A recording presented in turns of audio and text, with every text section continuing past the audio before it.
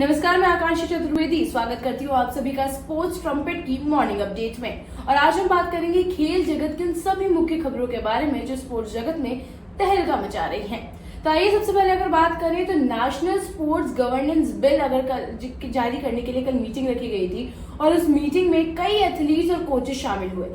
जो एथलीट्स वहां अपनी प्रेजेंस नहीं दे पाए वो एथलीट्स वर्चुअली वहां पर ऐड हुए थे। तो वहीं नीरज चोपड़ा जैसे एथलीट भी वहां शामिल थे और नीरज चोपड़ा ने भी अपना इस पर ओपिनियन रखा।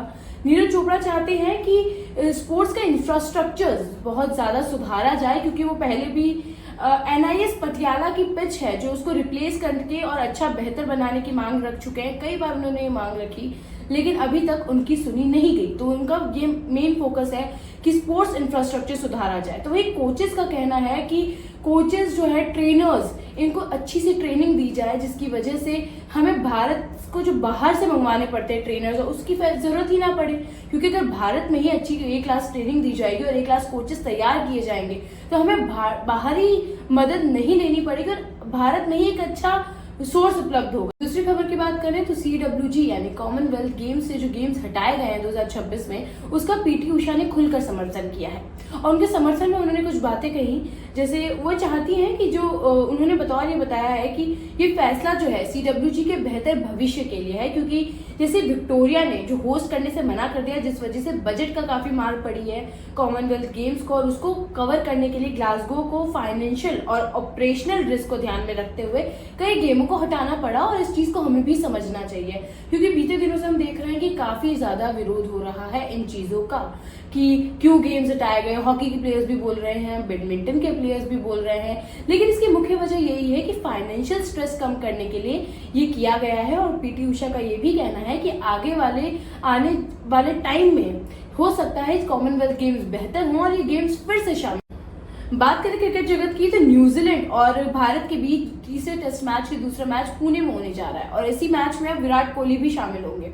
विराट कोहली के लिए ये जो पुणे आना है बहुत फैंस के लिए बहुत ही उम्मीद जगाने वाली चीज है, क्योंकि ये वही ग्राउंड है जहां कोहली ने अपने करियर के हाईएस्ट टेस्ट स्कोर बनाया था। और फैंस को उम्मीद है कि अब की बार भी अगर विराट कोहली यहाँ पर आएंगे तो शायद कुछ ऐसा अजूबा कर दिखाएंगे और पुराने वाले कोहली उन्हें वापस देखने को मिलेंगे। उस समय कोहली ने एक के बाद एक सेंचुरी देकर अपोजिशन के होश उड़ा दिए थे। अब वो जो लम्हा है वो आज भी फैंस के दिलों में इस तरह बसा हुआ है कि अभी भी जब कोहली पुणे आ रहे हैं तो उनके दिलों में वो चीज जाग गई है, उन्हें वो उम्मीदें जाग गई हैं कि कोहली इस बार भी कुछ ना कुछ ताबड़तोड़ ही कर दिखाएंगे।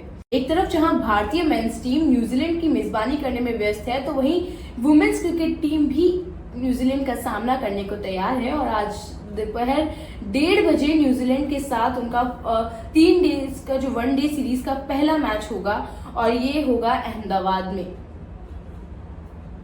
लेकिन देखना यह है कि न्यूजीलैंड, क्या भारत के लिए न्यूजीलैंड को हराना आसान होगा, क्योंकि पहले जो हमने मैचेस देखे हैं उसके अंदर कहीं ना कहीं दिखता है कि भारत न्यूजीलैंड के सामने थोड़ा कमजोर दिखाई देता है। ये नहीं भुलाया जा सकता कि भारत ने अपनी आखिरी 1 डे सीरीज साउथ अफ्रीका के खिलाफ खेलकर प्रोटियाज का सुपड़ा साफ किया था और वही प्रयास न्यूजीलैंड के खिलाफ दोहराने की जरूरत है। अगर इंडिया वैसे ही खेलती है तो शायद न्यूजीलैंड को हरा पाए। एक और खबर आ रही है कि भारत और न्यूजीलैंड के बीच जो मैच होना है आज पुणे में, उसमें न्यूजीलैंड टॉस जीत चुका है, यानी कि कैप्टन टॉम लॉथम ने टॉस जीतकर पहले बल्लेबाजी का फैसला लिया है। तो क्या ये भारत को महंगा पड़ेगा, क्योंकि महंगा भी पड़ सकता है ये भारत को। और जिसके साथ ही दोनों टीमों के प्लेइंग 11 की टीम भी सामने आ गई है, यानी ये निश्चित हो गया है कि अब टीम में कौन खेलेगा।